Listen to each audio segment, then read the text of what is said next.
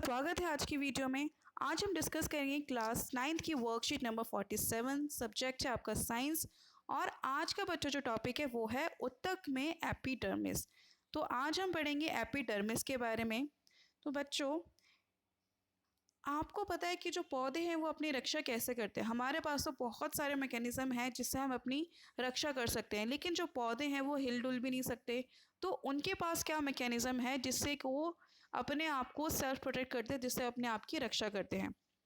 तो बच्चों, ऐसा कार्य करने के लिए पौधों में संरक्षी ऊतक होते हैं जो पौधे की पूरी सतह को ढके रहते हैं और इनका मुख्य कार्य होता है पौधों की रक्षा करना।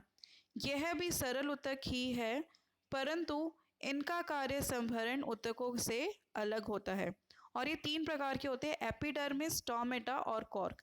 तो एक तरह से ये क्या हो गए, प्रोटेक्टिव टिश्यूज हो गए जो कि पौधों को प्रोटेक्ट करता है, बचाता है। ओके बच्चों, तो अभी हम इन तीनों के बारे में पढ़ेंगे, एपिडर्मिस, स्टोमेटा और कॉर्क। मेनली आज का जो टॉपिक है ये है कि पौधे अपने आप को कैसे प्रोटेक्ट करते हैं, कैसे रक्षा करते हैं। तो बच्चों, किसकी मदद से करते हैं? संरक्षी ऊतक होता है और वो 3 प्रकार के होते हैं, एपिडर्मिस, स्टोमेटा और कॉर्क। तो चलिए सबसे पहले हम एपिडर्मिस के बारे में पढ़ते हैं।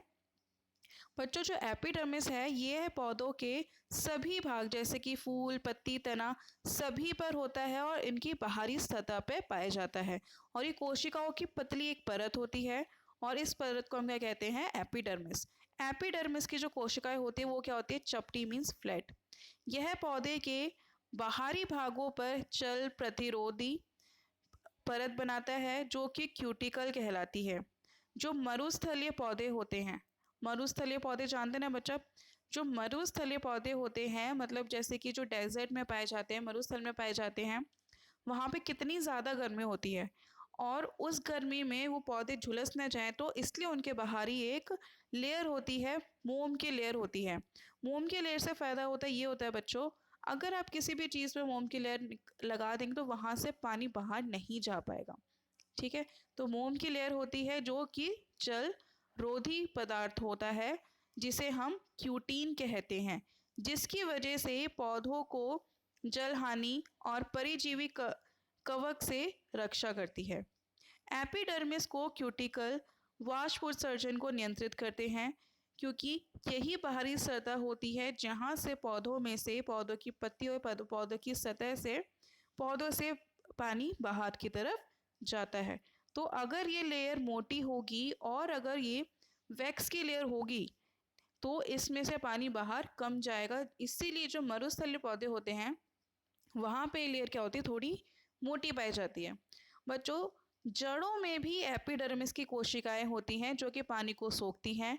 इस कार्य के लिए उनमें बालों जैसे प्रवर्ध होते हैं जिनसे जड़ों की पानी सोखने की क्षमता बढ़ जाती है।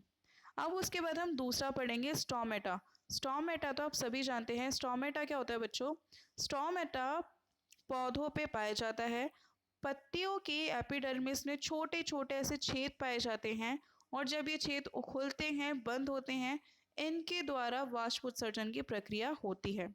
बच्चों, ये वक्राकार के होते हैं जिन्हें रक्षी कोशिकाएं कहते हैं।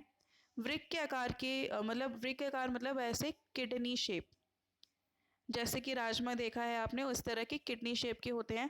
अगर ये इन दोनों में इस तरह से होंगे तो ये खुला होगा और अगर ये कुछ इस तरीके से पाए जाएंगे तो ये क्या हो गए? बंद। अगर ये बंद होंगे तो इस टाइम पे इनसे कोई भी गैसेस या गैसेस या पानी बाहर या अंदर नहीं आ सकता, लेकिन अगर ये खुले हुए तो गैसेस एक्सचेंज हो सकती है। स्टोमेटा का कार्य होता है बच्चों वायुमंडल से पौधों में गैसेस का आदान प्रदान करना और वाष्प उत्सर्जन करना। अब उसके बाद बच्चों लास्ट है कॉर्क। जो कॉर्क होता है पौधों की लगातार वृद्धि के कारण जड़ और तने में मौजूद जो एपिडर्मिस है वो एक दूसरे कॉर्क में बदल जाते हैं। यह पौधों पर बहुत सी परतों वाली छाल का निर्माण करता है। कॉर्क की कोशिकाओं के बीच में सुबेरिन नामक रसायन के जमाव के कारण कोशिकाओं की भित्ति मोटी हो जाती है। सुबेरिन इन छालों को हवा एवं पानी के लिए आभेद बनाता है। तो बच्चों, ये था कॉर्क। कॉर्क बेसिकली क्या होता है, मोटा होता है और वो पानी और हवा नहीं आने देता। कॉर्क की कोशिकाओं के बीच में सुब्रीन नामक रसायन होता है जिसकी वजह से इनकी भित्ति जो होती है मोटी होती है।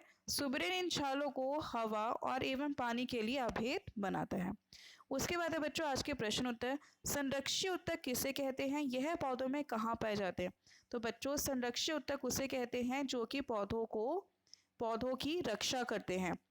तो वो ऊतक जो कि पौधों की रक्षा करते हैं उन्हें संरक्षी ऊतक कहते हैं। ये पौधे की पूरी सतह को ढके रहते हैं। तो कहाँ पाए जाते हैं?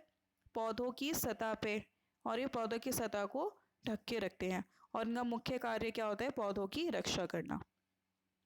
दूसरा प्रश्न है बच्चों, एपिडर्मिस के क्या कार्य हैं? तो बच्चों एपिडर्मिस के क्या कार्य हैं? एपिडर्मिस के कार्य हैं कि यहाँ से यहाँ तक लिखेंगे आप कि ये प्रतिरोधी परत होती है, जल को बाहर नहीं जाने देती, वाष्पदर्शन को नियंत्रित करती है और जड़ों में भी जो एपिडर्मिस कोशिकाएं होती है पानी को सोखती हैं।